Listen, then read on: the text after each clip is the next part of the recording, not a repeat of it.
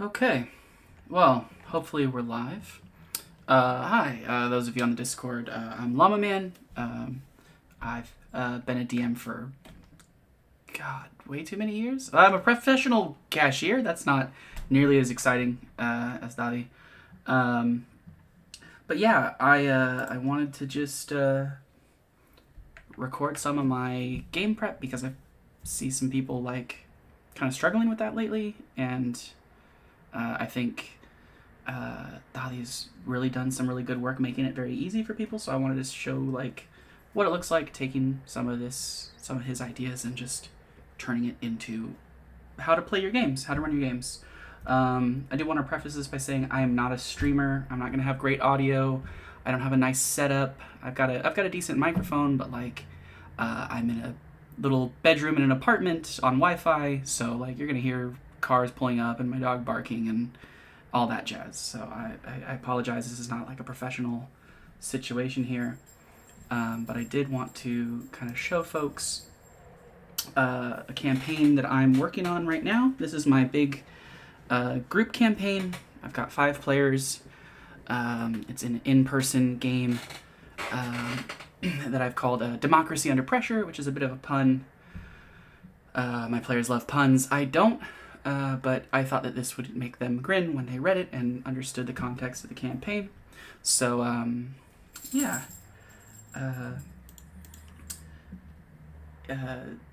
Especially, I think it's easy when you follow people like Dadi, and I follow a number of dungeon tubers.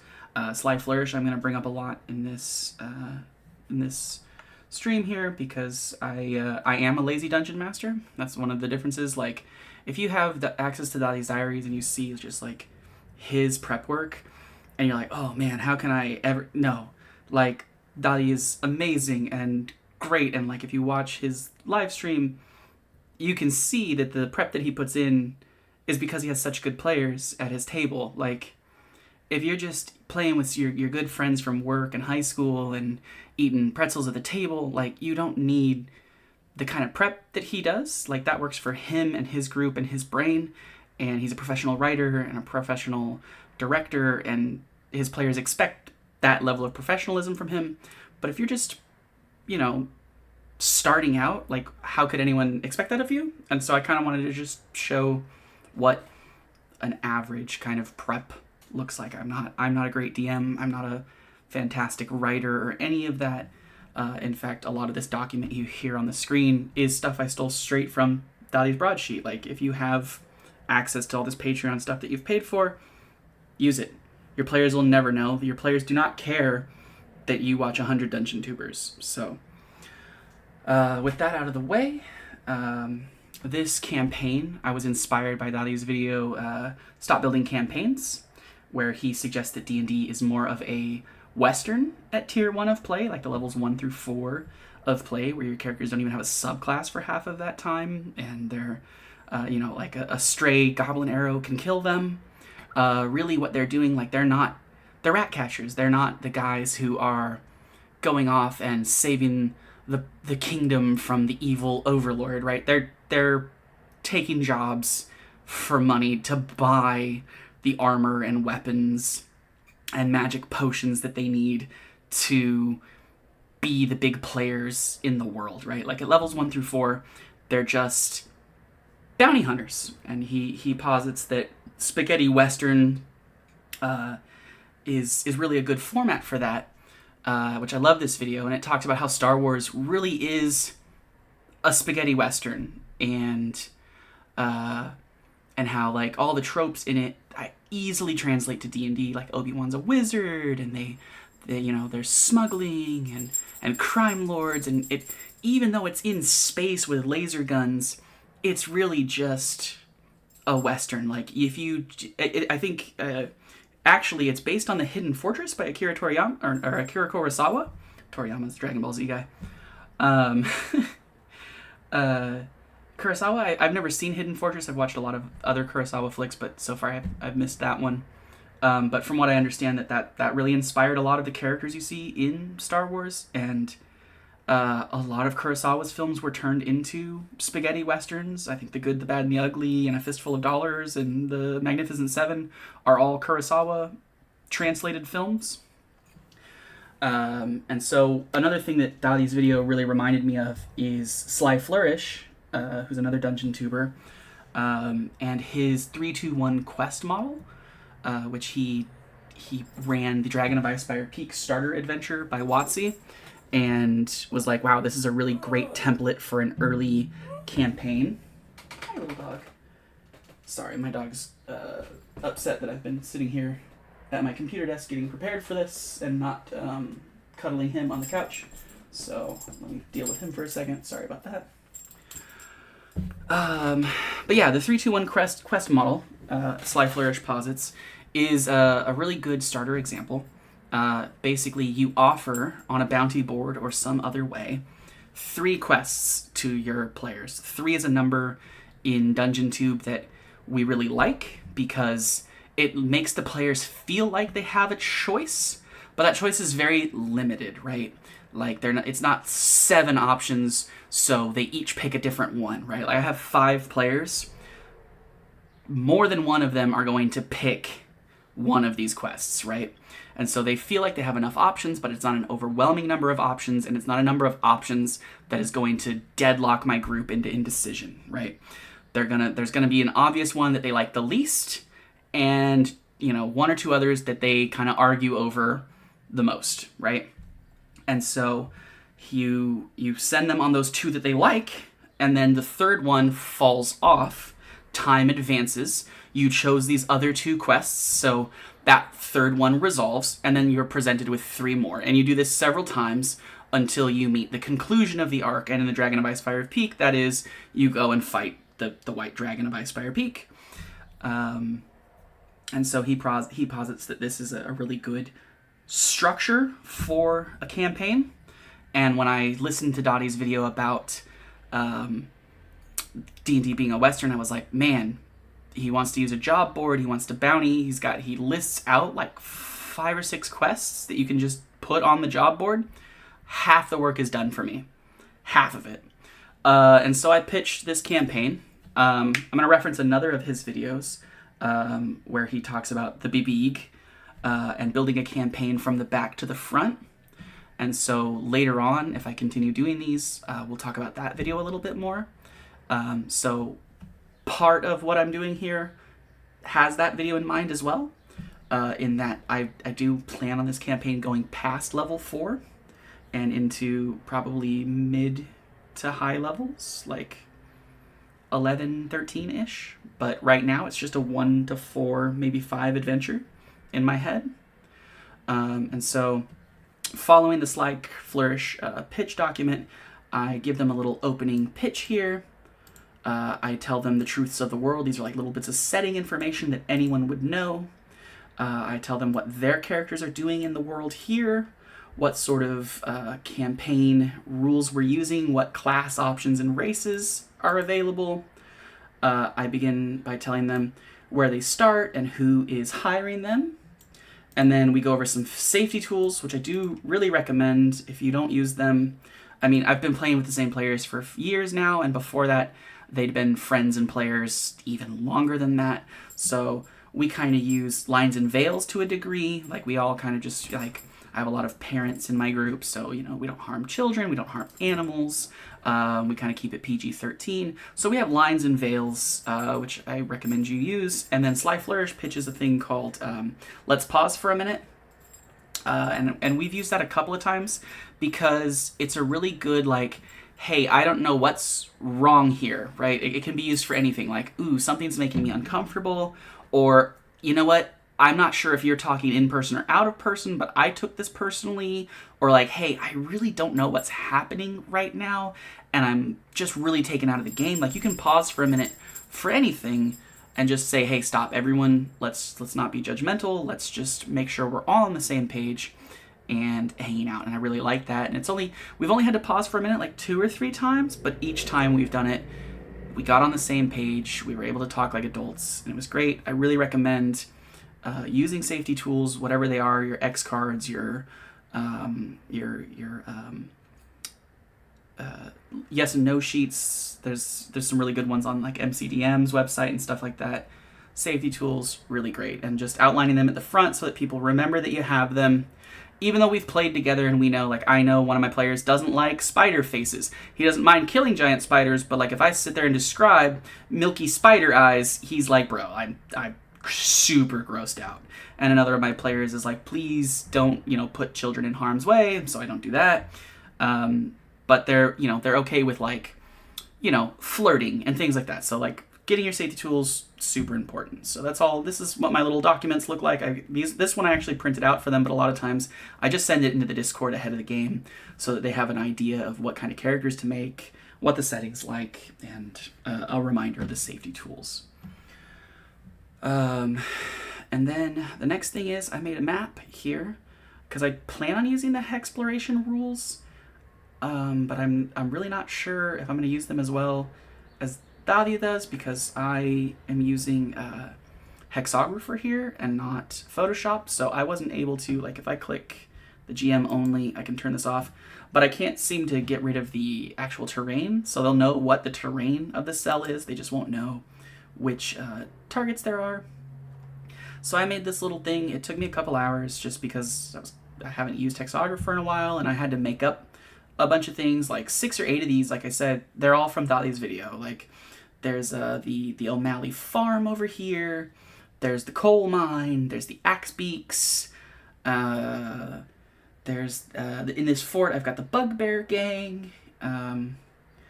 But then, and here's where the ogre is from that video. And then I really liked Thalia's video about the 3 faction rule, the good, the bad, and the ugly video, if you've seen that. And so I had a good and a bad, but I didn't have an ugly, so I've kind of added some fae in here. And I know that one of my players is playing the archaeologist from broadsheet number 3. So I've added some old ruins and like a historical battle site on here. A couple other things that just felt like I needed a few more pieces on the map for them to explore.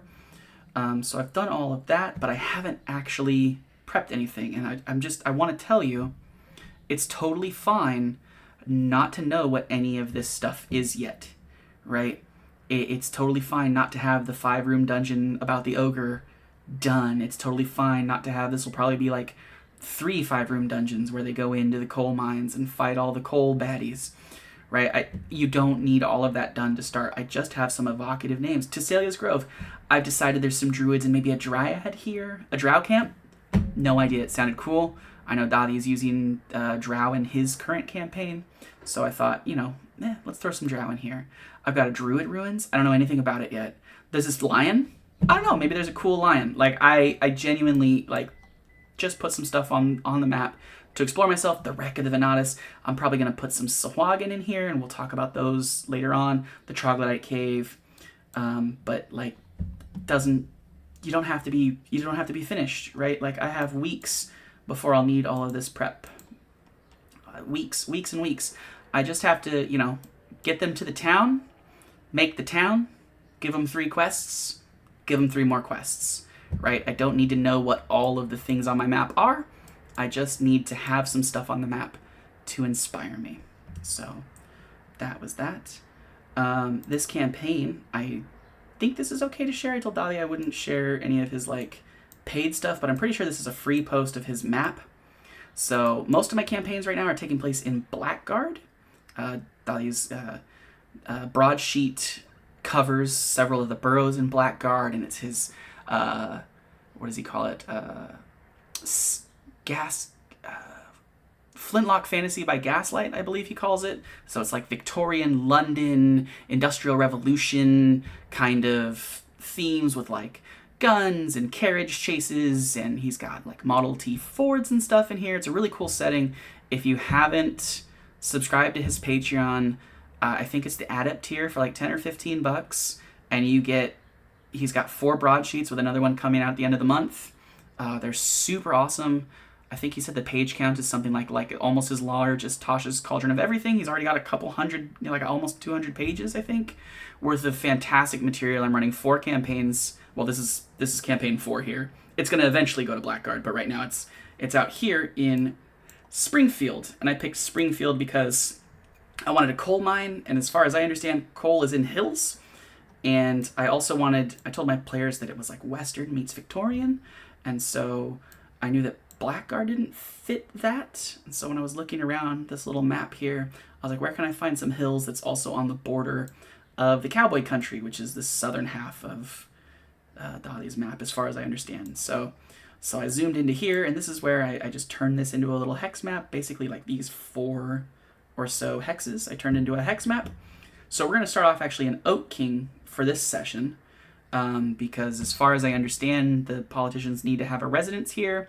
And so I was like, okay, Barton, our main guy, who I've totally stolen, with the permission of the player, from Dahlia's personal campaign, which I paid for the Dahlia's Diaries notes. And so please, like, if you have access to these things, rip them off, steal them. The player was like, dude, awesome, steal my character, go for it. And so one of the reasons to steal a character, like a player character, like, it's just, if you love Jester from Critical Role, steal her. Why not change the Traveler to some other god from your world, make her a purple elf instead of a blue tiefling, and just steal, make her a guy if you want, and then just steal Jester, steal her backstory, steal her mannerisms, steal her love of candy unicorn hamsters. Just steal that, because that's going to be an easy character to roleplay, and it'll be a strong character to roleplay. And so when you're building your campaign NPCs forward, which NPCs are a strength of mine, taking a character you already know, like one of your own player characters or a previous player character from probably not the same group that you're playing with, probably don't steal them unless that's part of the conceit of your world, like you're playing in the same world for multiple generations. But like a character from a previous campaign that you ran or played in, steal that character.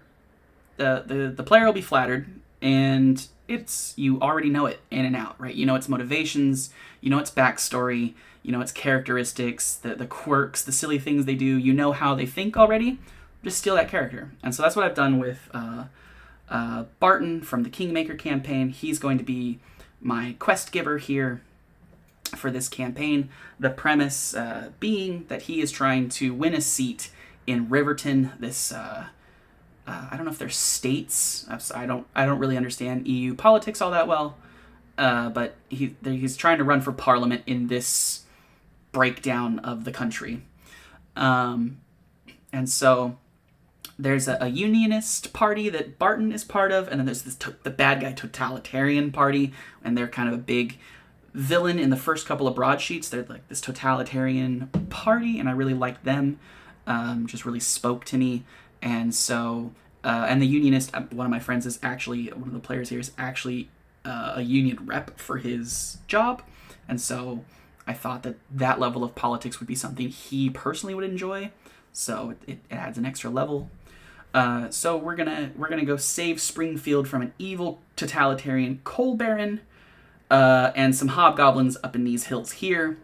And then we will eventually have a reason to go back and join the other campaigns in Blackguard. But that's my current plan. So that's the premise of the campaign. I'm using Obsidian for my notes. And so I've kind of got one drawn up here. I'm new to Obsidian. I was very resistant to it when Sly Flourish pitched it. I flat out ignored Dottie's videos about Obsidian. Until I saw that you can search for any time you've typed a word in your notes, and I went, oh, okay. And then I switched to that because I am scatterbrained and really bad at, like, I'm gonna be terrible at actually making pages and filling them out for characters, but being able to go, hey, every time I've ever mentioned this guy or this business, I can search that up and look through all my notes. That's going to be hugely important to me. So that was what really sold me on switching over to it. Making the little wiki-style pages is cool, but my Notion that I was previously using already let me do that to a degree. I use Lazy Dungeon Master style of prep for my notes. There's the 8 steps of the Lazy Dungeon Master. This is pulled from Sly Flourish's own personal vault, this little formatting here. So the first thing that we do is we review the characters. obviously, we've just started this campaign, so I don't really know them just yet. And in fact, right before I went live, one of my players was like, hey, does anyone care if I change my character? That's why I've kind of stricken this one out and wrote this nonsense here, because of course this player has a reputation of changing at the last minute. We wait too long. A week or 10 days in between sessions is enough for this guy to completely change his entire character, and he does that often as not. But we're working with Lawrence Adler. I think it's Adler. He was pitched to me as a unionist dock worker who fled Blackguard, trying to earn some money for his sick mother. There was some anti-unionist beatings he took during a protest or something like that, and so he kind of had to flee town. But his mom's sick, so he's making money and he's shipping it back to Blackguard. I think he's got a sibling, and he's playing a human warlord. We had Memphis Briggs, but that doesn't matter anymore. Vivian Feather. This is an orphan from the last war. She kind of pitched me this interesting character where it didn't really fit into Blackguard. She wanted to kind of make her own stuff. But part of the themes of Atraxia in general is that they're like colonialists. And so she pitched me this character that kind of worships the Raven Queen. And so we decided she's from some colony, some island colony out in the sea, the Atraxian Sea somewhere, probably closer to where eventually I will put Waterdeep and Baldur's Gate and all those other things I'm going to steal like Dadi does. So she's kind of like a mortician. Like, they do funerary rites. So in her backstory, she told me her mother was killed in the Arcane incident, which is like a big thing in Dadi's setting, where there was this protest of the Emperor, and some awesome Archmage guy cast Meteor Swarm on the protesters and killed a bunch of people. And so like magic became really taboo. It's seen as like this elitist thing that like rich people, because like wizards are they have to go to college and school to learn magic, and probably bards too in a lot of cases. So there's like these wizard schools, and they're super, they're Princeton and Harvard and all those rich kind of schools. And so like the working class people of Atraxia, they don't like that stuff, and so they've developed guns and cars and trains and coal powered stuff, which I thought was cool. And she's like, I want to be worshiping like an old god, like a Raven Queen type god, which I know that Dadi has some material. Again, Dadi, I'm stealing a lot from Dadi. This is his setting. The Raven Queen is part of his campaign for AB, and so there's some stuff from there that I can draw on as I go through his notes. And so I was like, yeah, let's use the Raven Queen. Let's do some funerary rites. It would make total sense, because if they're allied factions that they fought with during the last war, there would be, they would take in victims whose family died in the war and stuff like that. So I think her father served in the Atraxian army and died during the last war. So she was orphaned and taken in by this organization, and she wrote me a whole backstory of this really cool organization and how they shepherd people of any faith and culture on to the next world. And so she's playing one of the Grim Hollow bards. Of course, they don't have subclasses. They're level 1 right now. So I thought that was really interesting. So she pitched me that concept. So we kind of talked back and forth about how that would fit into this world, and we made it work. And so she's pretty excited about that character, I think. Cassius Black is our next character. He's a former outlaw.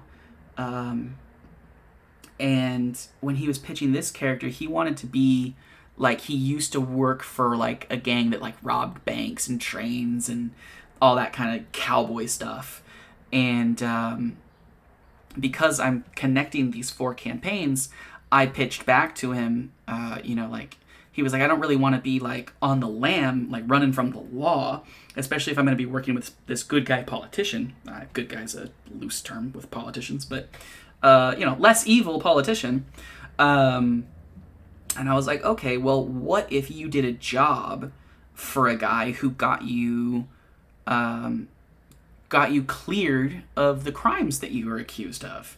And so there's a character in Broadsheet 1 that we don't really know too much about just yet, named Stroud, but two of my players at the table are playing in another campaign where they played through the night train where Stroud's name is introduced. And so that player snapped up and was like, "What do you mean Stroud?" And I was like, "Wouldn't you like to know?"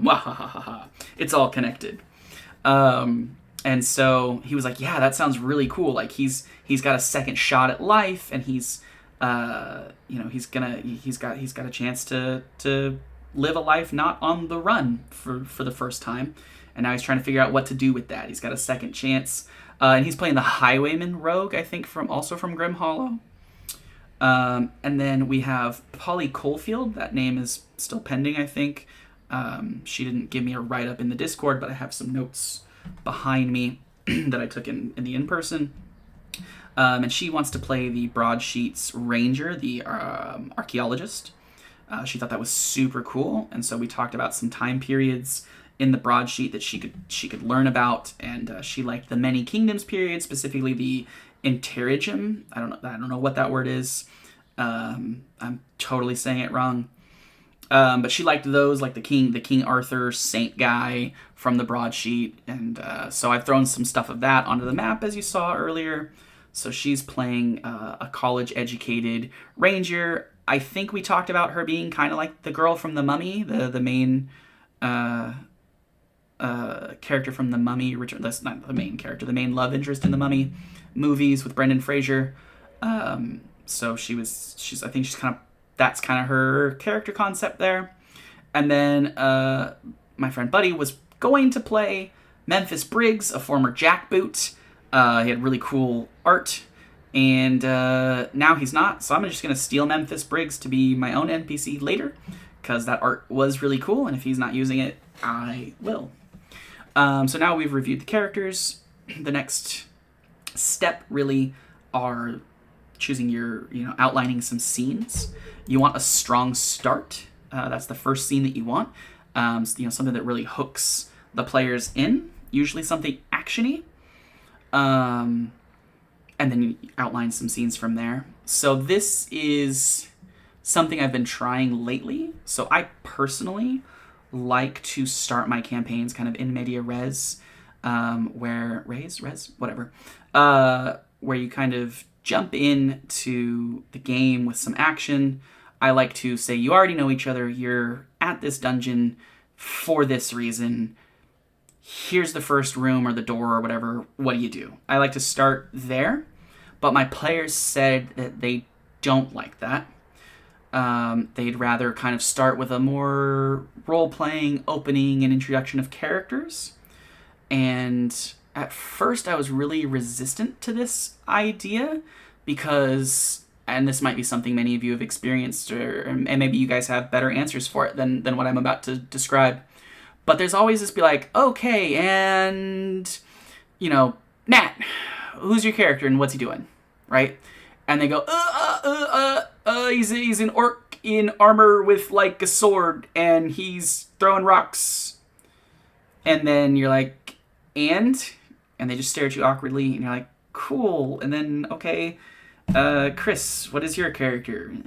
And you just have this awkward, like, nothing happens kind of opening, and I don't like that feeling. And then it's like, oh, well, how do you all, now I have to come up with a way for you all to meet, and then you have to be like, oh, I don't know if I trust you, why are we all together, why would we work together, I don't want to work with these, like, I can't stand that thing. And I think that's why, you start in a tavern gets such a bad rap, is because so much of the time that's what it is. Oh, you're in a tavern, what are you doing?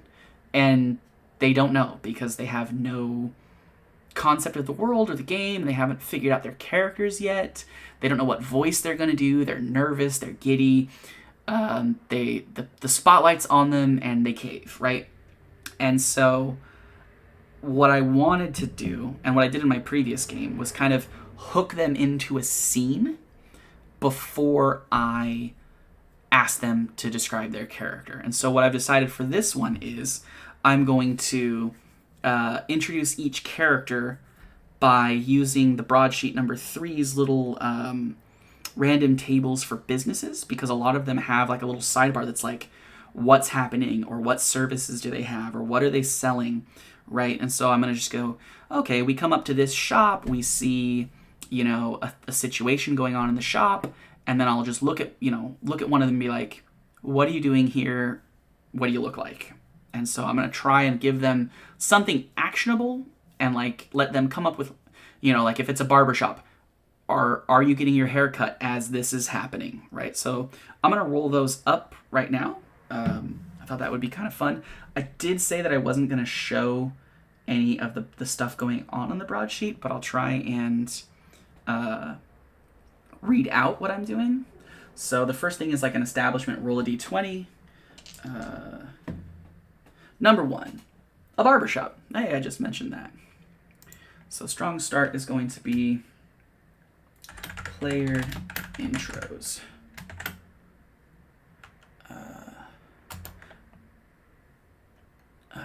We don't want number 1, barbershop. And so I come over to the barbershop, and we have a couple of descriptions. Roll a d4 for a description, so we'll do that. We get a 4. Twin brothers move quickly between customers, juggling hot towels and scissors and hairbrushes between the two of them. So we're just going to copy that information. There's a little barber shop. We'll reformat the text to fit from the PDF to our notes here. And then they've got a couple of services, and I'll just ask them, hey, what service are you getting? Or are you done? Or are you in the middle of it? Something like that. And then I'll probably just improvise a... Oh, that's not going to work. Let's pretend that you don't see me snip tooling this.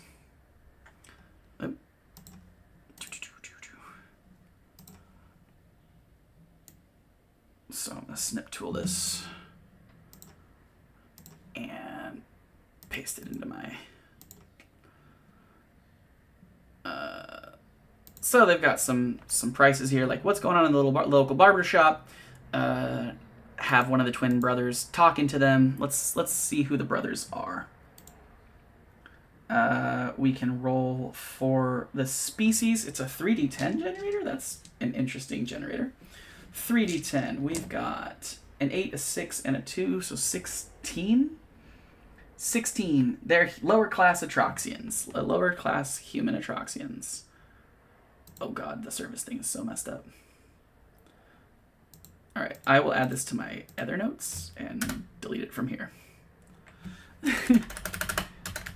2 lower class human Atroxians. It says they're brothers? Twin brothers. Okay, and then we've got some... Let's get a surname for him, a D100. Number 5 is Alvarez. Okay. No, Atroxians. That's...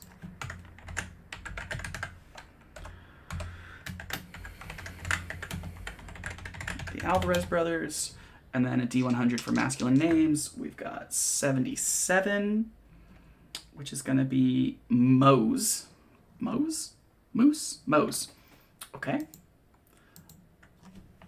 You know, Dadi says that American names sound fantastical to him.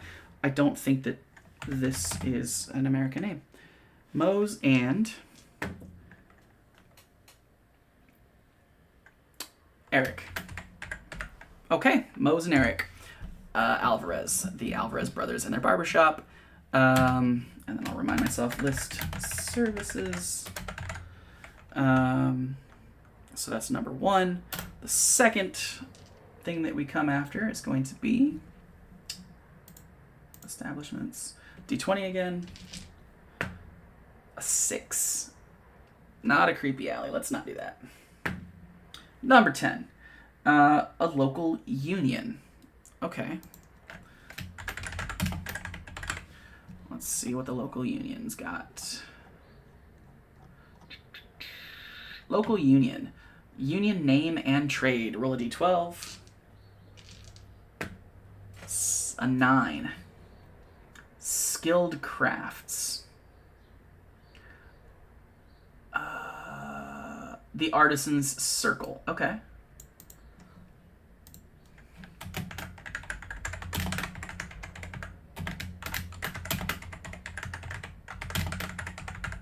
And then under this, we have a current pressure. Roll a d8. Number 1, a wage dispute.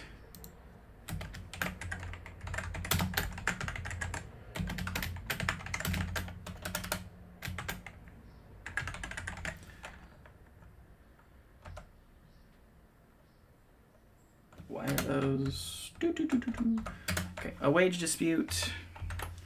And then leader of the union, another d8 roll. We've got number 3, a hardliner with a reputation for strikes.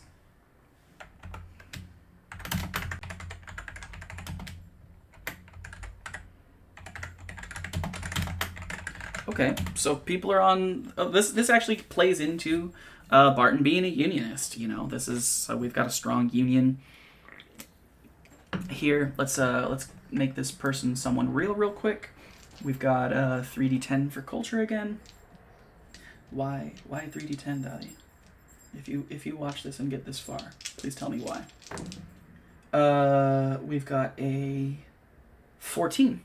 14 is a Eastern Ariston elf.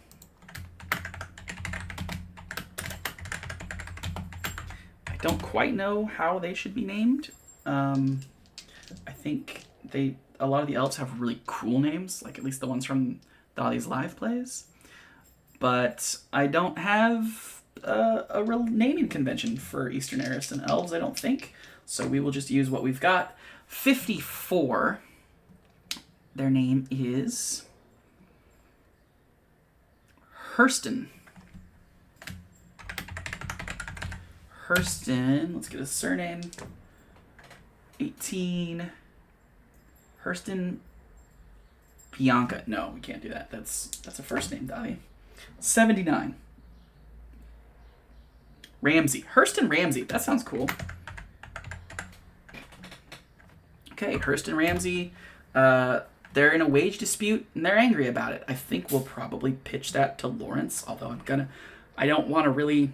That one seems specific to that player, but the rest of them I kind of want to be like random, like, oh, you could jump in if you're ready, or, you know, I want to kind of catch them a little off guard with what the scene is so that they have to think on their feet, like, why are they there? What are they doing? You know, that's kind of, I want them to think and be creative as to why their character is at this place. So that's, but I think that particularly with that one, it is going to have to go to Lawrence. Next establishment, 5. Did we do 5 already? A corner store. Okay, we'll do a corner store. That works for me. Although it's probably a general store in a smaller town like this, but we'll find out what we roll up. The corner store's name, roll a d20. Number 2, the stocked shelf.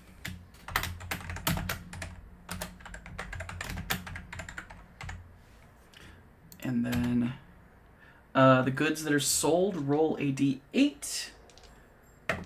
Number 4, candles, lamps, and replacement wicks.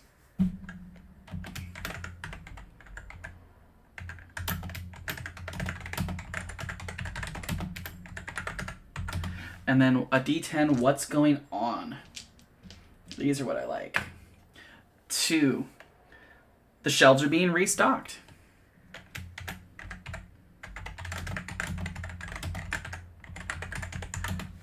Let's get a proprietor and someone stocking the shelves, I guess. So 3d10 again. 17. 17 is an upper class Atroxian. So maybe he's a fancy dude who owns the store. And then 9, 16. Didn't we do 16? Yeah, we did. Let's roll that again. 16, 22 is a halfling. So let's get some names for them. Let's make it a fancy lady that owns the store. D100. 50.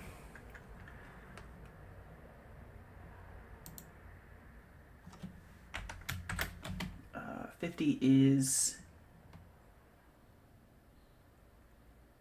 Jody. And a last name.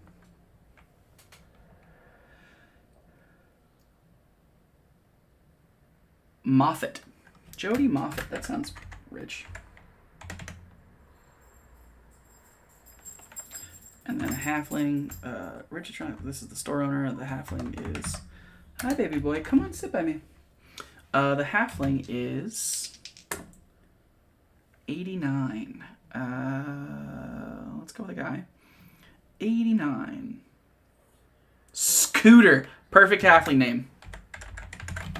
And then a last name here. 31 is a name I can't pronounce, so we're not going to use it. And that's totally fine. Reroll stuff if you don't like it. The dice are just a suggestion. Scooter Patterson. Perfect. Not the most halfling of names, but you know, I could be picky and go bring up other name generators, but these are characters we'll probably never see again, so I'm not super worried about it. So, oh, and I should number these so that I can roll a d6 table or something like that. 4. Number 4, we'll roll our d20 again to see what we get. Number 12 on the establishments page, a private residence. I'm gonna re-roll that. 6 we already did. Come on, roll higher than a 10. That's not better. 14. 14 is a restaurant. Okay, cool. Let's go check out what the restaurants are. Restaurant. The restaurant's name, D20. 3. I'm rolling like garbage today. 3. That is a name I cannot pronounce. What are these names? The Yellow Room. My players are going to ask why it's the Yellow Room, and the random generator is not going to agree. It's going to be some food that's red or something. What do you mean, the Yellow Room? 10. For the restaurant's specialty. Seasoned dishes that change often. Okay, maybe it's a fancy restaurant.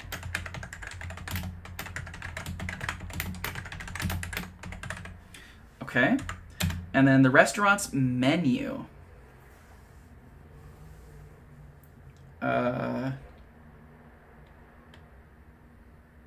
This isn't a table so much as just like what you could buy. So I'm going to leave myself a note to steal the menu. From there, when I switch this over to my physical notes, let's get a waiter. Yeah, let's get a waiter. 3d10 again.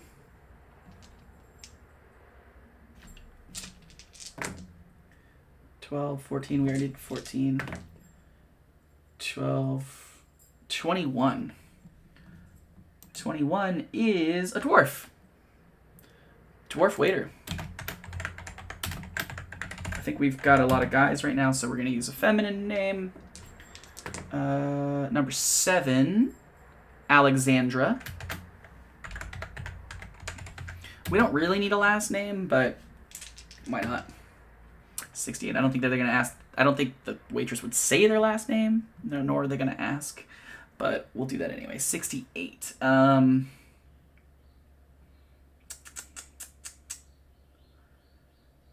Muller. Nice dwarven waiter. And our last one, sorry if this part's a little bit boring, but, you know, random tables, they spark some scenes, you know, spark some ideas. By the broadsheet, it's on the Patreon. I think it's an adept here. 14, we already did 14, didn't we? Yeah, that was the restaurant. Number 1, this is a barbershop. 12, again, private residence. I need to roll better. Creepy Alley. These are all ones I've already gotten.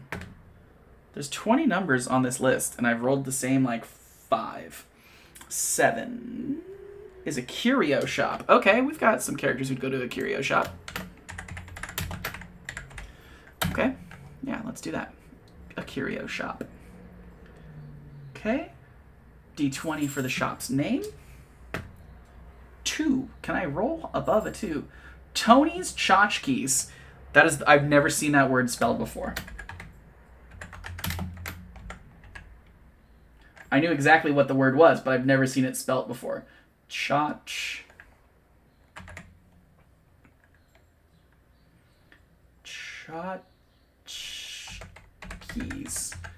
Okay, what a weird... Okay, then we go, what is here? Roll a d6. 4. A common magic item. Okay, interesting. And then a d20 random curio. 3. A candle holder that's warm to the touch after sitting unused.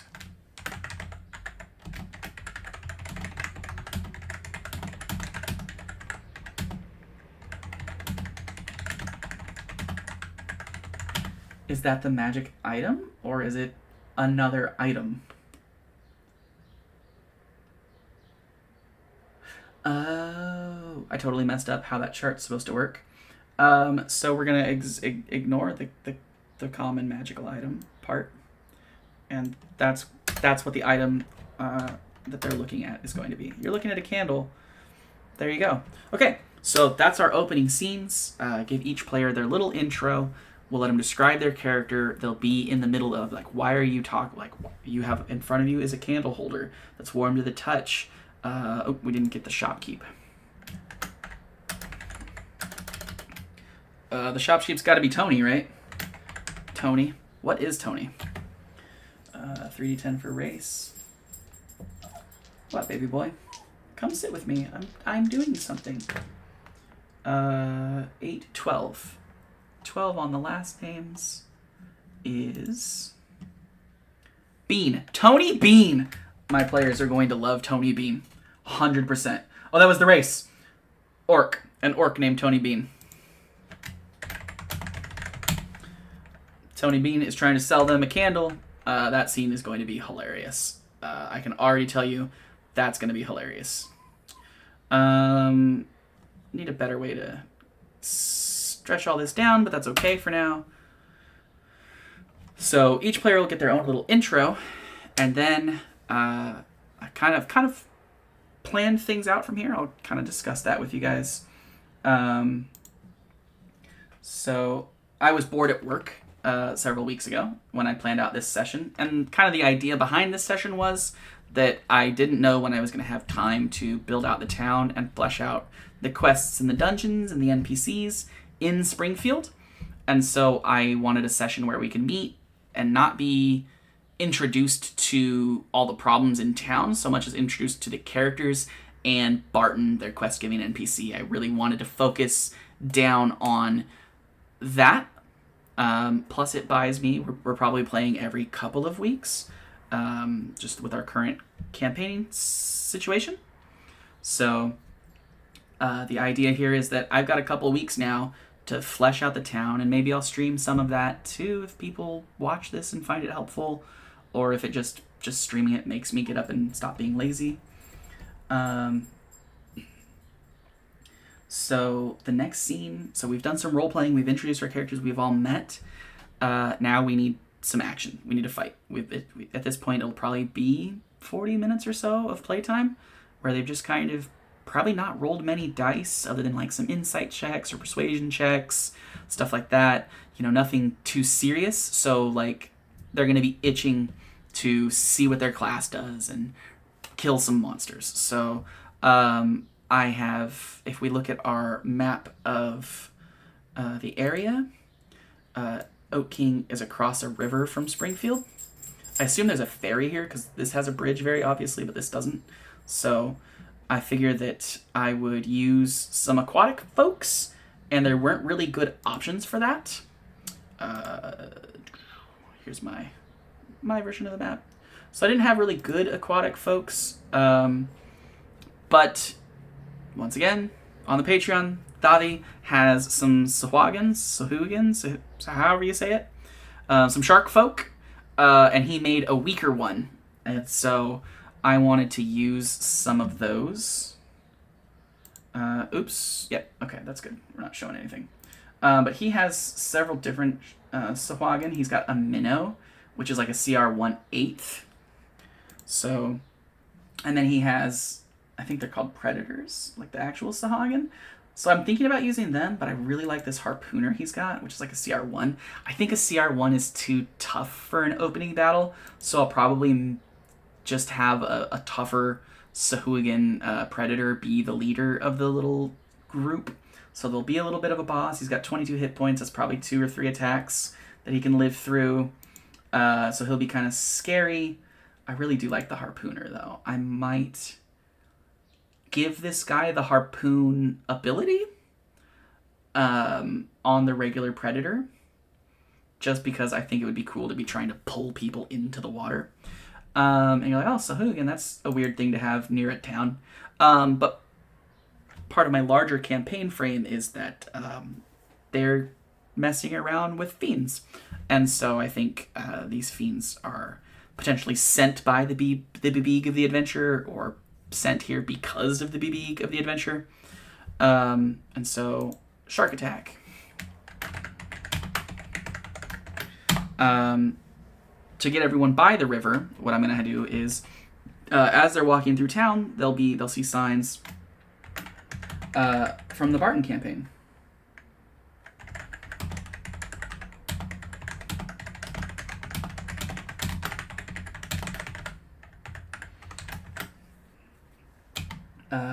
And it'll be like free food and ale for all who visit. And then this is where they'll see Barton. Barton and his manager are preparing stage. They give a speech. Sharks attack. So we will pop down over here to monsters. We've got Sahuagin, minnows, and Sahuagin predator.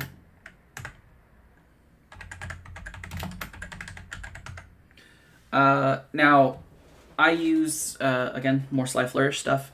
I use the Deadly Encounter benchmark. You take the grand total of your players' levels, and if they're below 5th level, you divide by 4. So I have, 5 players at first level is 5. 5 divided by 4. So 1 1/4 is how many guys I could really use. So 1/2 is... Come on, baby boy. Stop crying at me. I'm allowed to have fun in my life. So half, so I can use an 1/8. 8 of them is so 4 of them gets me to a whole, and then I can use 2 more.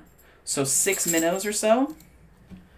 6 Sahuagin predator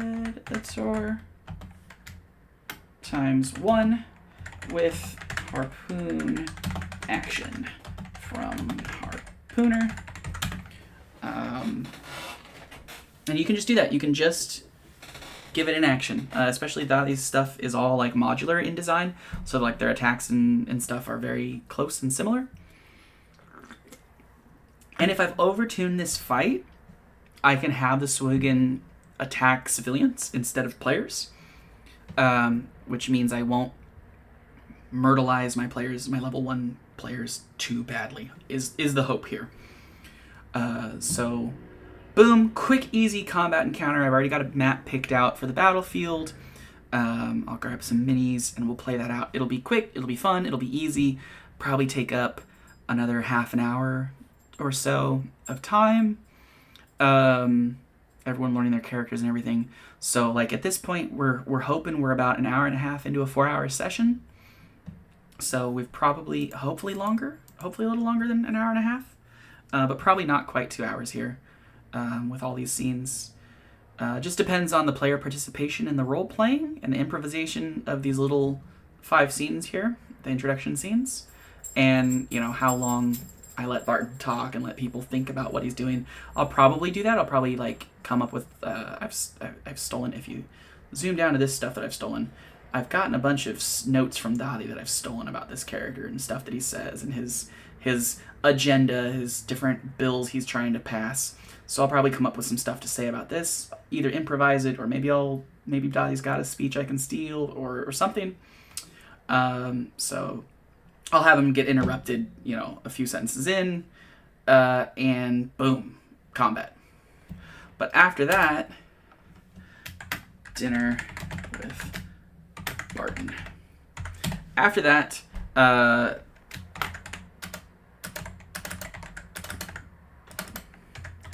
Barton will congratulate them and thank them.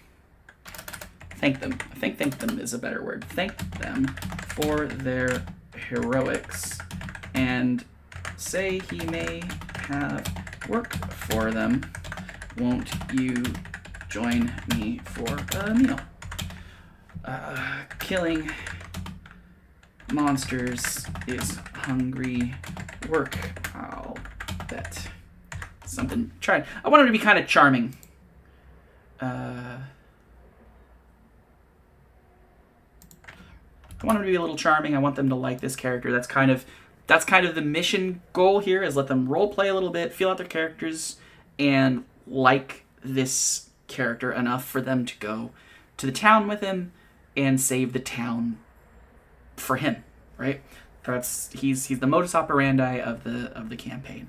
They're going to go do these things for him. They're going to risk life and limb because he's paying them, because they agree with his politics, because he's likable, whatever their particular motivation for helping him. And that'll be individual to their characters and individual to them. But I want to make sure I do a good job that he's offering them fair pay, that he's charming, and that he is the good guy, right? I want him to be the good guy. And maybe later down the line, it'll turn out his politics aren't just sunshine and rainbows, that everyone would hope that they would be, because I think politics, if you're playing with the themes of politics, they're messier than that. But for right now, it's a Western, right? Good guy, bad guy. Barton's our good guy. He's got the white hat. He's got the badge on his chest. He's the good guy. He loves dogs. He saves puppies. He's that guy. Later on, we can add some shades of gray to his character. But right now, he's the good guy, and helping him is the right thing to do. We don't want any confusion there. So we're going to meet him. We're going to hang out with him. He's going to talk to them, and he's going to offer him a job. And this is going to be just a role-playing scene where he's going to let them know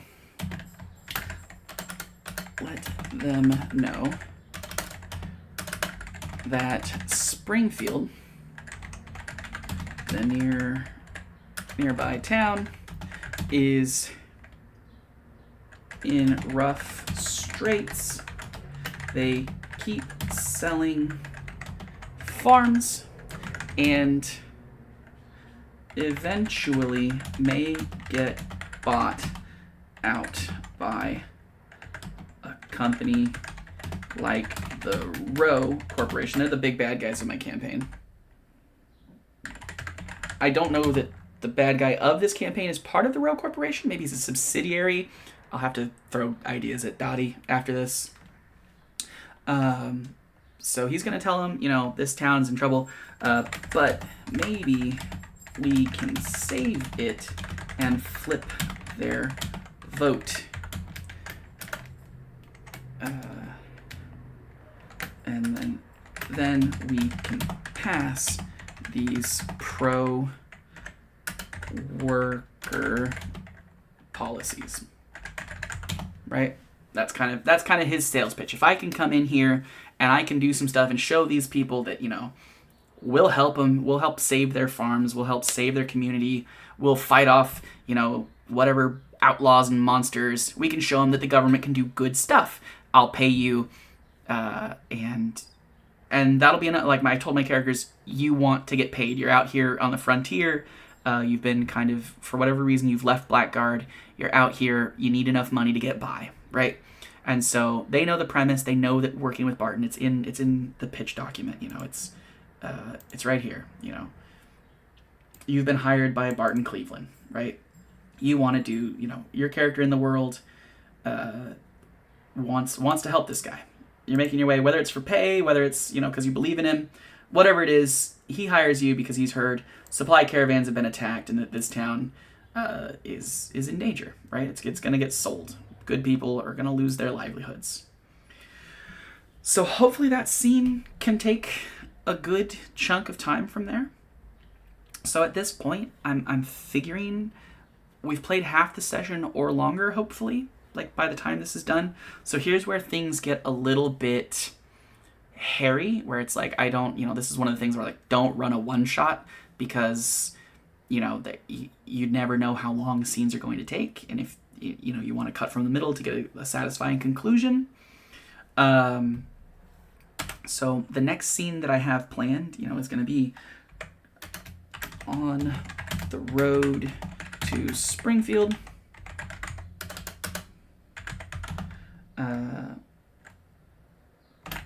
Barton's in a carriage with his NPCs, which I haven't.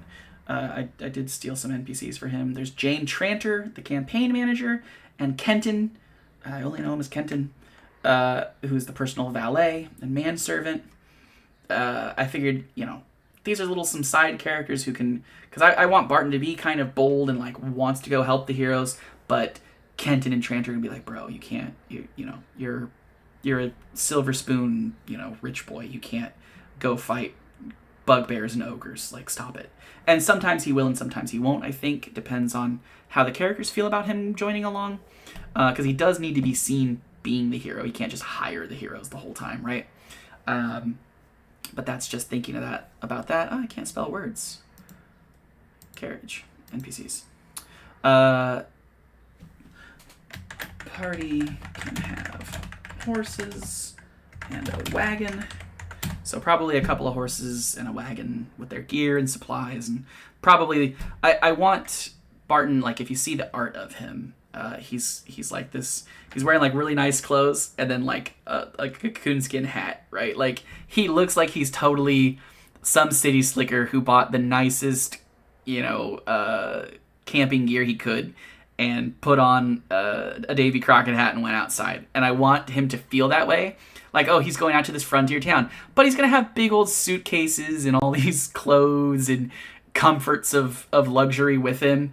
And my players' characters, I think a lot of them are more rugged individuals and on the poorer side. So they'll just be like, oh my God, bro, what are you bringing? So I want to emphasize that aspect of his character here.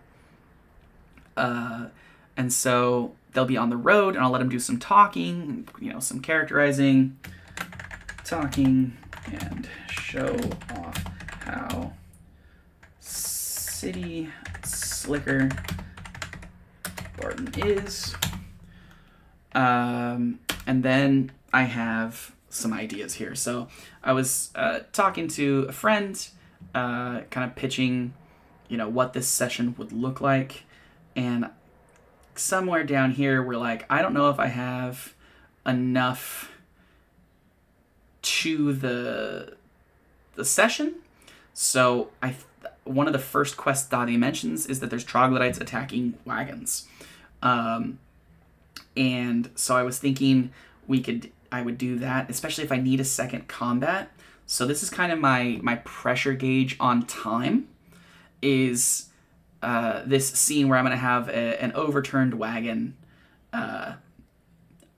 and they can find evidence that it's been attacked, right? So, overturned wagon attacked by something. This is going to be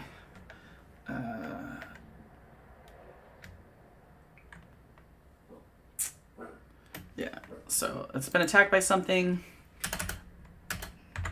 Let them roll to investigate. Some clues. What did I say about this? Some skill checks to piece together some stuff. Pardon my French in here. I didn't realize that when I was grabbing these. I literally just pulled these from a Discord and put them in here so I could, find it all at once without having to look all over the place. Some skill checks, some loot. So I need to figure out. Well, let's go back to the procedural tool. What kind of business does this belong to? 18. 18 is a tourist shop. Okay. A tourist shop. Send in some stuff. Service provided. Let's see if this is something that makes sense. 4. A currency exchange.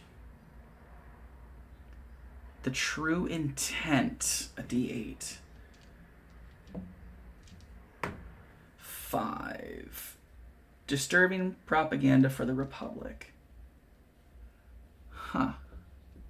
So a tourist shop. So a currency exchanger. Okay, well, that could get us some money. So, okay. What was the shop's name? D20. 13. The City Ledger. It's even got a good name for it.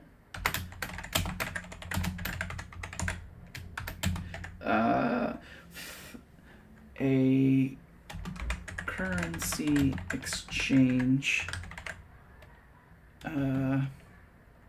with pro-republic propaganda. Okay. So they'll be missing bank notes, silver and gold coins, paperwork, lock boxes. So I mean, they're troglodytes, so they would kind of just steal whatever, but probably some of I'll probably have to be some important looking stuff that was left behind. You're like, why would you, if you were stealing, why would you leave this behind? To kind of emphasize that it's a monster tribe, not humans, not bandit outlaws. Lizard tracks, stench, scratches. Is there a dead body? I don't know. Should there be? Are the horses dead? That's sad. I don't think my players would like that. But they probably would be. Horses missing. Let's do the horses are missing.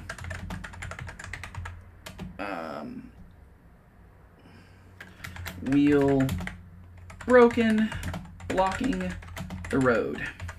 So important here that I want it blocking the road because there might be the next scene. Ambush. And this is an optional scene. Optional scene of an ambush here. Let me go open D&D Beyond really quick and get troglodytes.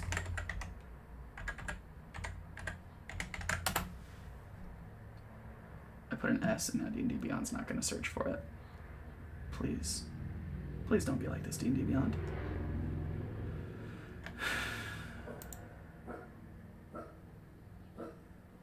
Baby boy, hush. Oh, D&D Beyond doesn't love me. I'll check it on my phone. I think there's CR1 quarter. Monsters, there we go. Monster manual, troglodytes, CR1 quarter, which means we could use up to 5 here. They're going to have rested up in town. I'm not going to start the excursion resting rules until they get to the adventure. So they'll be at full health. So we could use up to 5 troglodytes here, but I don't think we need to. I think we just want 4 troglodytes. We don't need to, not every battle needs to be ridiculous.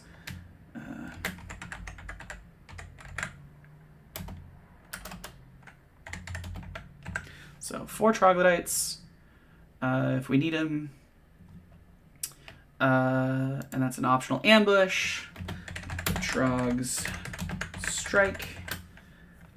And then on to Springfield. Can't risk going after them until Barton is safe in town. So that'll be my, like, no, we can't just go do the 5-room dungeon just yet. But, again, we don't know how long this session is taking. So luckily for myself, I did plan a 5-room dungeon. So this is 5 rooms. So job board, wanted trogs. And I'd have to go reference the video for what the bounty board said about the trogs. I think it was just money and you can keep whatever nonsense you have. So wanted trogs, they'll see a sign. You know, if they ask around town, they'll be like, oh yeah, someone's after, you know, the sheriff will pay you whatever if you go after the trogs. And so this is just in case we're not, you know, we usually play for 4 hours. If it's not, you know, 11:30 or so, you know, 11:15, we stop at midnight. If it's not about that late, then I gotta start this adventure, right? I don't have the town prepped. I can't just have him hang out in town. So I have to send him to the adventure. But I did plan out a quick little 5-room dungeon here. And so I will copy this up into my notes. Bloop. And we'll just set it right here in case we need it. So Trog sentries, probably like 3 or 4. A poison gas fissure from the DMG. A rust monster and some sturges. I don't remember what the rust monster is. But I'm a fairly decent DM. I can adjust these numbers on the fly as I need to, right? So this is my, you know, my what are the 5 rooms? The entrance, the setback, or the puzzle, the setback, the climax, and the reward. So that's what. So if I need to improvise this scene, I totally can. If I don't have to, then I can flesh all of this out even longer. So that's awesome. Let's see how long I've been streaming here.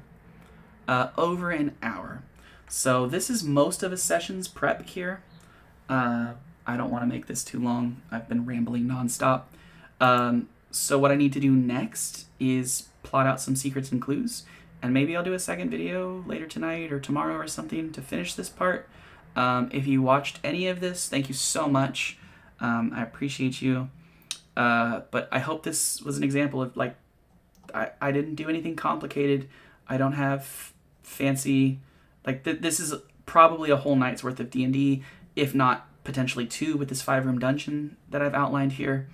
It's not that hard. I hope